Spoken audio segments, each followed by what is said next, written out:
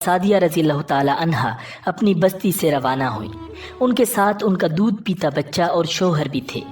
حضرت حلیمہ سعدیہ رضی اللہ تعالی عنہا دوسری عورتوں کے بعد مکہ میں داخل ہوئیں۔ ان کا خچر بہت کمزور اور مریل تھا۔ ان کے ساتھ ان کی کمزور اور بوڑھی اونٹنی تھی۔ وہ بہت آہستہ آہستہ چلتی تھی۔ اس کی وجہ سے حضرت حلیمہ سعدیہ رضی اللہ تعالی عنہا قافلے سے بہت پیچھے رہ جاتی تھی۔ اس وقت بھی ایسا ہی ہوا۔ وہ سب سے آخر میں مکہ میں داخل ہوئیں۔ ناظرین، اس زمانے میں عرب کا دستور یہ تھا کہ جب ان کے ہاں کوئی بچہ پیدا ہوتا تو وہ دیہات سے آنے والی دائیوں کے حوالے کر دیتے تھے تاکہ دیہات میں بچے کی نشو و نما بہتر ہو اور وہ خالص عربی زبان سیکھ سکے۔ دائیوں کا قافلہ مکہ میں داخل ہوا۔ انہوں نے ان گھروں کی تلاش شروع کی جن میں بچے پیدا ہوئے تھے۔ اس طرح بہت سی دائیاں جناب عبد المطلب کے گھر بھی آئیں۔ نبی اکرم صلی اللہ علیہ وسلم کو دیکھا، لیکن جب انہیں معلوم ہوا کہ یہ بچہ تو یتیم پیدا ہوا ہے تو اس خیال سے چھوڑ کر آگے بڑھ گئیں کہ یتیم بچے کے گھرانے سے انہیں کیا ملے گا۔ اس طرح دائیاں آتی رہیں اور جاتی نہیں۔ کسی نے آپ کو دودھ پلانا منظور نہ کیا، اور کرتی بھی کیسے؟ یہ سعادت تو حضرت حلیمہ سعدیہ رضی اللہ تعالی عنہا کے حصے میں آنا تھی۔ جب حضرت حلیمہ مکہ پہنچی تو انہیں معلوم ہوا سب عورتوں کو کوئی نہ کوئی بچہ مل گیا ہے، اور اب صرف وہ بغیر بچے کے رہ گئی ہیں، اور اب کوئی بچہ باقی نہیں بچا۔ ہاں، ایک یتیم بچہ ضرور باقی ہے جسے دوسری عورتیں چھوڑ گئی ہیں۔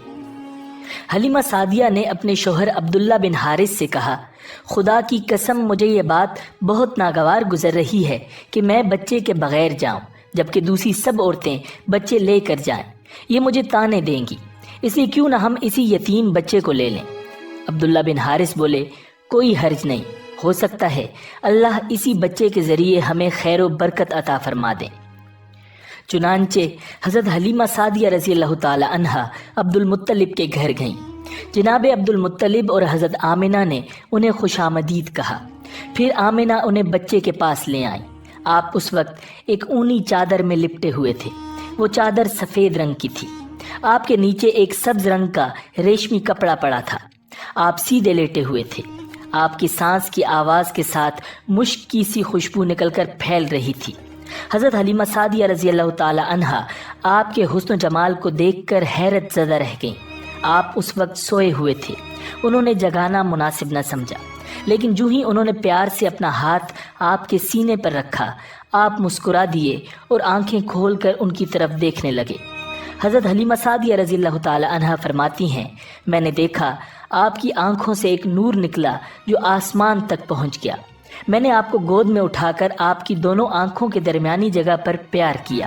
پھر میں نے آپ کی والدہ اور عبد المطلب سے اجازت چاہی۔ بچے کے لیے قافلے میں آئی۔ میں نے آپ کو دودھ پلانے کے لیے گود میں لٹایا تو آپ دائیں طرف سے دودھ پینے لگے۔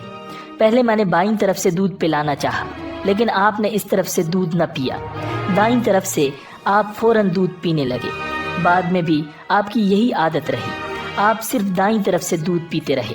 بائیں طرف سے میرا بچہ دودھ پیتا رہا۔ پھر قافلہ روانہ ہوا۔ حلیمہ سعدیہ رضی اللہ تعالی عنہا فرماتی ہیں، میں اپنے خچر پر سوار ہوئی، آپ کو ساتھ لے لیا۔ اب جو ہمارا خچر چلا تو اس قدر تیز چلا کہ اس نے پورے قافلے کی سواریوں کو پیچھے چھوڑ دیا۔ پہلے وہ مریل ہونے کی بنا پر سب سے پیچھے رہتا تھا۔ میری خواتین ساتھی حیرانگی سے مخاطب ہوئیں، اے حلیمہ، یہ آج کیا ہو رہا ہے؟ تمہارا خچر اس قدر تیز کیسے چل رہا ہے؟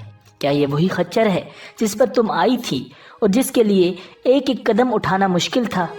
جواب میں نے ان سے کہا، بے شک یہ وہی خچر ہے، اللہ کی قسم اس کا معاملہ عجیب ہے۔ پھر یہ لوگ بنو سعد کی بستی پہنچ گئے۔ ان دنوں یہ علاقہ خشک اور قحط زدہ تھا۔ حلیمہ سعدیہ رضی اللہ تعالی عنہا فرماتی ہیں، اس شام جب ہماری بکریاں چر کر واپس آئیں تو ان کے تھن دودھ سے بھرے ہوئے تھے، جبکہ اس سے پہلے ایسا نہیں ہوا کرتا تھا۔ ان میں سے دودھ بہت کم اور بہت مشکل سے نکلتا تھا۔ ہم نے اس دن اپنی بکریوں کا دودھ دھویا تو ہمارے سارے برتن بھر گئے، اور ہم نے جان لیا کہ یہ ساری برکت اس بچے کی وجہ سے ہے۔ آس پاس کی عورتوں میں بھی یہ بات پھیل گئی۔ ان کی بکریاں بدستور بہت کم دودھ دے رہی تھیں۔ غرض ہمارے گھر میں ہر طرف ہر چیز میں برکت نظر آنے لگی۔ دوسرے لوگ تعجب میں رہے۔ اس طرح 2 ماہ گزر گئے۔ 2 ماہ ہی میں آپ چلنے پھرنے لگے تھے۔ آپ 8 ماہ کے ہوئے تو باتیں کرنے لگے اور آپ کی باتیں سمجھ میں آتی تھیں۔ 9 ماہ کی عمر میں تو آپ بہت صاف گفتگو کرنے لگے۔ اس دوران آپ کی بہت سی برکات دیکھنے میں آئیں۔ حلیمہ سعدیہ رضی اللہ تعالیٰ عنہ فرماتی ہیں، جب میں آپ کو اپنے گھر لے آئی تو بنو سعد کا کوئی گھرانہ ایسا نہ تھا جس سے مشک کی خوشبو نہ آتی ہو۔ اس طرح سب لوگ آپ سے محبت کرنے لگے۔ جب ہم نے آپ کا دودھ چھڑوایا تو آپ کی زبان مبارک سے یہ الفاظ نکلے، اللہ اکبر کبیرہ والحمد للہ کثیرہ وسبحان اللہ بکرۃ واصیلا، یعنی اللہ تعالیٰ بہت بڑا ہے، اللہ تعالیٰ کے لیے بے حد تعریف ہے اور اس کے لیے صبح و شام پاکی ہے۔ پھر جب آپ صلی اللہ علیہ وسلم 2 سال کے ہو گئے تو ہم آپ کو لے کر آپ کی والدہ کے پاس آئے۔ اس عمر کو پہنچنے کے بعد بچوں کو ماں باپ کے حوالے کر دیا جاتا تھا۔ ادھر ہم آپ کی برکات دیکھ چکے تھے اور ہماری آرزو تھی کہ آپ کچھ اور مدت ہمارے پاس رہیں۔ چنانچہ ہم نے اس بارے میں آپ کی والدہ سے بات کی۔ ان سے یوں کہا، آپ ہمیں اجازت دیجئے کہ ہم بچے کو 1 سال اور اپنے پاس رکھیں۔ میں ڈرتی ہوں کہیں اس پر مکہ کی بیماریوں اور آب و ہوا کا اثر نہ ہو جائے۔ جب ہم نے ان سے بار بار کہا تو حضرت آمنہ مان گئیں اور ہم آپ کو پھر اپنے گھر لے آئے۔ جب آپ کچھ بڑے ہو گئے تو باہر نکل کر بچوں کو دیکھتے تھے، وہ آپ کو کھیلتے نظر آتے، آپ ان کے نزدیک نہ جاتے۔ ایک روز آپ نے مجھ سے پوچھا، امی جان کیا بات ہے دن میں میرے بھائی بہن نظر نہیں آتے؟ آپ اپنے دودھ شریک بھائی عبداللہ اور بہنوں انیسہ اور شیمہ کے بارے میں پوچھ رہے تھے۔ حضرت حلیمہ رضی اللہ تعالی عنہ فرماتی ہیں، میں نے آپ کو بتایا وہ صبح سویرے